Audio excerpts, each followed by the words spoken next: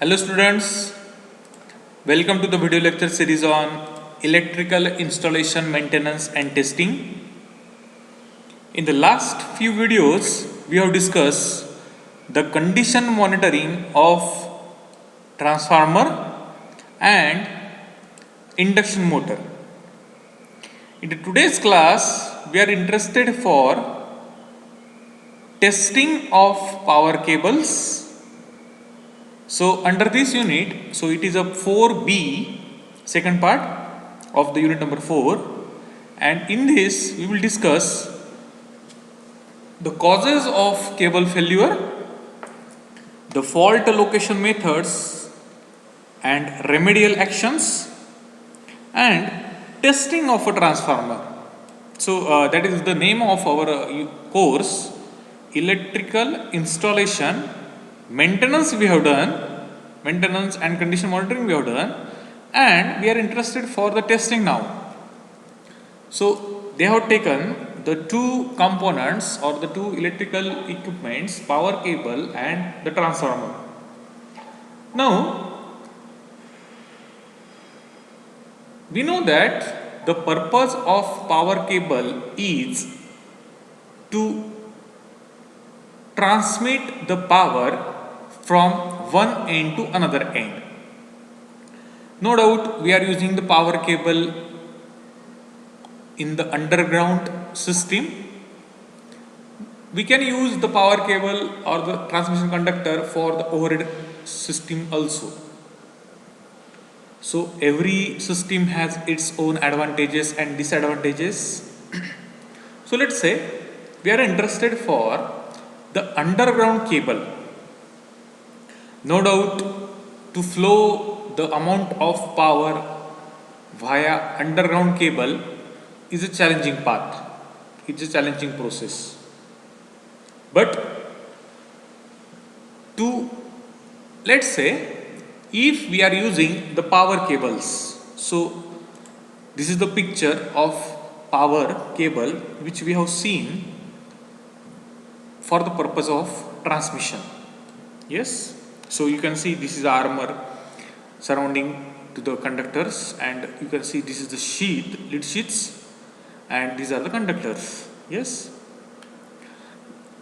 a power cable is an electrical cable. It is an assembly of one or more electrical conductors usually held together with a overall sheath. So this you can see the silver color or the material is used here. You can name this as the sheath. Yes. Now the power cables may be installed as a permanent wiring within the buildings, buried in the ground, run overhead, or it can be exposed. We know that an electrical cable or the power cable is used to transmit the electrical power. So that is the purpose of the electrical cable. Electrical cable provides the connection and it allows the power station, wired computer networks, television, telephones and other electricity powered devices to work. Now what are the components of electrical cables? Generally, all the electrical cables consist of at least two conducting wires and an outer protective jacket. So that is called a sheath, this sheath. For medium to high power cables that carry the high voltages, the conducting wires within the outer protective jacket may individually be enclosed in insulating sheaths. The electrical conductors are commonly made up of copper or you can say aluminium. We are using the synthetic polymers make the outer jacket and protective insulating material. So you can understood that the outer jacket is very important. So it gives strength to the inner conductor and it protects mainly the conductor from the moisture also.